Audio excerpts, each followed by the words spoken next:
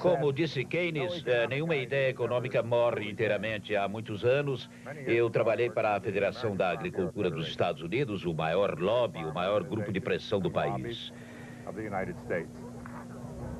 Na época, ele estava no auge de sua força. Todo fim de ano, seus membros se reuniam.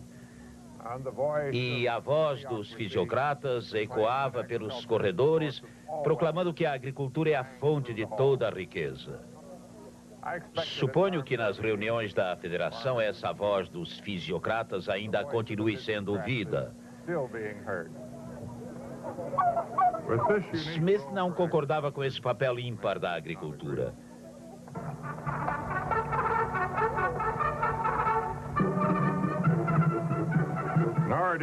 Nem aprovava a extravagância despótica do Estado francês, o esplendor da velha monarquia ou os impostos que a sustentavam. Ele provavelmente nem se deteve para admirar essa moderna reminiscência das glórias passadas, a guarda republicana.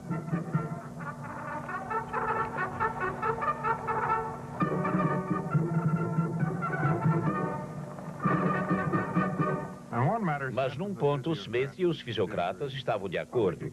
Os gastos públicos, os limites do poder de criar impostos, deviam ser mantidos baixos. E para isso era preciso limitar o poder do Estado.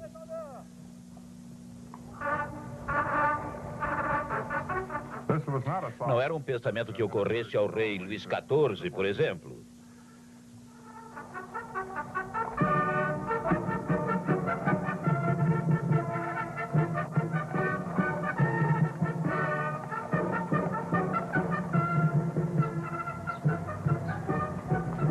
Nem era a doutrina dominante em Versalhes quando Smith e seu discípulo ali chegaram, embora os fisiocratas desfrutassem da alta proteção da corte. O Estado era idealizado, glorificado, assim como a França agrícola dos fisiocratas. Uma prova disso, uma novidade sofisticada, que casa bem com falta do que fazer, era Le Hameau, uma aldeia francesa idealizada por Maria Antonieta no Parque de Versalhes.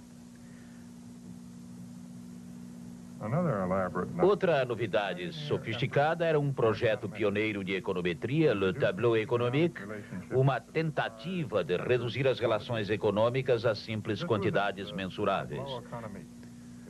O tableau tentava mostrar o que cada participante do jogo econômico, o senhor de terras, o produtor, as chamadas classes, recebiam em renda e devolviam em produto.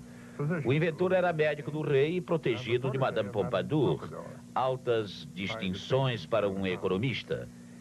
Ele se chamava François Quesnay. Smith encontrou-se com Quesnay, mas como outros estudiosos mais tarde, não se impressionou muito com o tableau. Em 1973, Vassili Leontiev ganhou o prêmio Nobel com seu grande quadro que mostra o que cada setor da economia moderna dá e recebe de outra parte. Uma ideia que é parente distante da tabela do Dr. Quesnay. Hoje, esse tipo de sistema de Leontiev é um instrumento vital no planejamento da União Soviética e em outras economias socialistas. Em Versailles, Smith encontrou outro fisiocrata, Anne-Robert Jacques Turgot. Turgot acreditava que os gastos públicos e, portanto, os limites da taxação das atividades produtivas, ou como diziam os fisiocratas, os níveis dos impostos sobre o produto líquido, deveriam ser mínimos. Em 1774, ele se tornou inspetor-geral da França e sua primeira tarefa foi a de conter as extravagâncias da corte francesa. Fracassou. Uma regra fortíssima se opôs. As pessoas que detêm os privilégios quase sempre preferem correr o risco de ser destruídas, totalmente destruídas, a abrir mão de qualquer dos seus privilégios. A miopia intelectual, às vezes chamada de estupidez, é uma das razões. Também concorre o invariável sentimento de que o privilégio, escandaloso que seja, é um direito natural. A sensibilidade dos pobres diante da injustiça não é nada comparada com a dos ricos. Já era assim no velho regime. E quando a reforma imposta de cima se tornou impossível, a revolução vinda de baixo se tornou inevitável. Aconteceu a Revolução Francesa. Muito antes que Turgot fosse demitido, Smith já havia levado para a Escócia as lições de suas viagens. Ele já trabalhava em seu grande livro e os amigos vinham visitá-lo para se admirar e para se perguntar se algum dia ele conseguiria terminá-lo. Talvez ele fosse um desses estudiosos ainda muito em evidência, para que o trabalho em um futuro livro e conversas a respeito dele são um substituto para a publicação. Mas, de qualquer forma, em 1776, o ano da independência dos Estados Unidos, ele o publicou. Os aplausos foram imediatos e a primeira edição de A Riqueza das Nações vendeu-se rapidamente. A ideia básica era simples, de novo, e pode ser materializada no nosso cenário com os seus ocupantes. É claro que ela estava sepultada na grande massa de informações que Smith, como homem da razão, alinhou em sua defesa. A riqueza de uma nação é fruto do trabalho diligente de cada cidadão que busca satisfazer seus próprios interesses. Servindo aos seus interesses, cada indivíduo acabará servindo ao interesse público, como se fosse guiado, dizia Smith, por uma mão invisível. O Estado não precisava e não deveria interferir. A riqueza da nação é o resultado do livre exercício do esforço de cada indivíduo. Isso incluía o capitalista, cujas fábricas começavam a atrair trabalhadores do campo para a indústria. A fábrica tornava-se então a segunda grande fonte de riqueza. Era a divisão do trabalho. Os ganhos da especialização, no sentido mais amplo dessa palavra, eram para Adam Smith uma fonte de produtividade da maior importância. Smith descreveu uma linha de produção primitiva, a de alfinetes. Um homem estica o arame, outro o endireita. Um terceiro corta, um quarto afina, um quinto apara no topo para receber a cabeça. Fazer a cabeça exige 2 ou 3 operações diferentes. Colocá-la no lugar é outra tarefa específica. Polir os alfinetes, outra. E uma outra ainda, fixá-los no papelão. Com 10 homens dividindo o trabalho, calculava Smith, poderiam ser feitos 48 mil alfinetes por dia. Um homem sozinho faria talvez no máximo 20. Os capitalistas que possuíam as máquinas também não inspiravam muita confiança a Smith. Nem eles, nem qualquer homem de negócios. Ora, veja o que Smith dizia dos comerciantes. Pessoas do mesmo ramo de comércio raramente se encontram para se alegrar e se divertir. E quando se encontram, a conversa termina numa conspiração contra o público ou em alguma combinação para aumentar os preços. Hoje em dia, os devotos da livre empresa se ajoelham à simples menção do nome de Adam Smith, mas raramente eles baseiam seus sermões em textos como esse. Benjamin Franklin foi contemporâneo de Smith, e foi ele talvez a inspiração de um dos comentários mais mordazes de Smith. Veja o que Smith disse da escravatura. A última resolução dos Quakers da Pensilvânia de libertar os escravos negros nos leva a crer que eles não são muito numerosos. Smith duvidava muito de que a honradez pudesse prevalecer sobre o interesse, mas ele se satisfazia plenamente com o poder de motivação do alto interesse.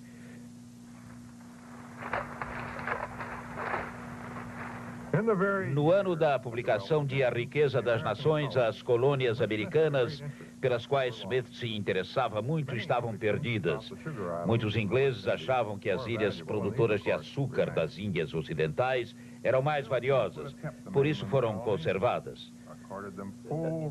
Smith, porém, teria preservado as colônias norte-americanas e teria dado a elas representação plena no parlamento quando chegasse o dia em que a população de americanos fosse maior que a de ingleses.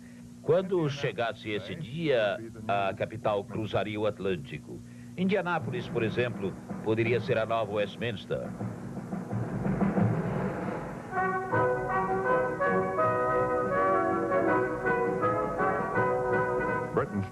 comércio britânico se expandia maravilhosamente. Smith deplorava o peso morto do feudalismo, seus métodos, símbolos e limitações. Para os mercadores londrinos, entretanto, que floresceram sob esse sistema, o velho estilo dava respeitabilidade e distinção à nova riqueza.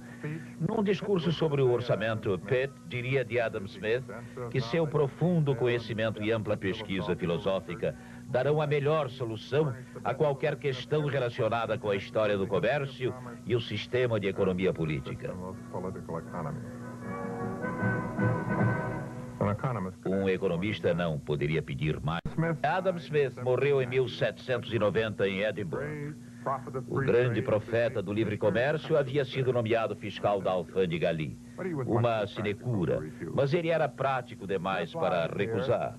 Smith repousa aqui, num pequeno cemitério de Edimburgo. Intelectuais vêm visitar seu túmulo, mas não muitos. Os economistas, penso eu, são bastante negligentes em relação a seus heróis.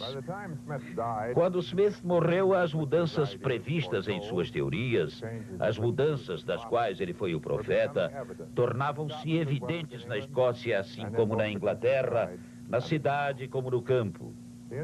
A Revolução Industrial não foi uma coisa violenta e repentina. Era uma revolução que as pessoas podiam, de fato, testemunhar. As pessoas do campo estavam sendo atraídas para as novas fábricas. Elas estavam sendo também expulsas do campo devido à crescente demanda por uma das mais importantes matérias-primas industriais da época, a lã. A expulsão mais escandalosa aconteceu aqui na Escócia, em Sutherland, no extremo norte. Nos 15 anos que se seguiram a 1807, a duquesa de Sutherland e seu marido Lord Stafford expulsaram entre 5 e 10 mil habitantes para abrir espaço para as ovelhas. Eles tinham esse direito, eram donos de 2/3 do condado, o maior da Escócia. Talvez a demanda de lã e os preços mais altos do arrendamento de terras que ela provocou não fosse a única razão para a expulsão.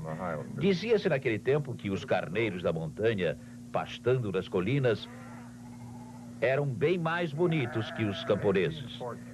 Talvez tenha sido isso. Em 1814, na estreita faixa de terra arável de Stranhaven, a aparência era do que mais tarde se chamaria a solução final. Os agentes dos proprietários chegavam com cães e tochas.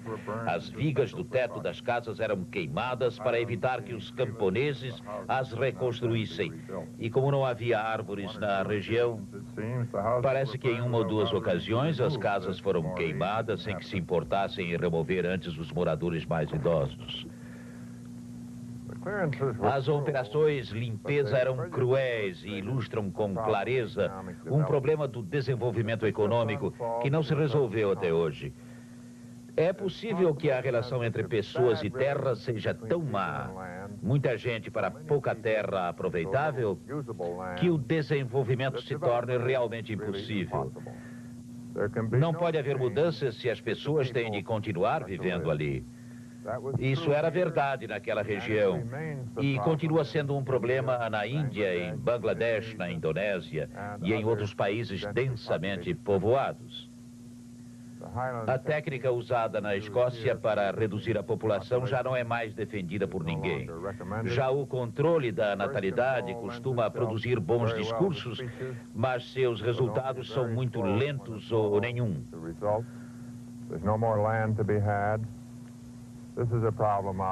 Esse é um problema ao qual terei de voltar mais tarde.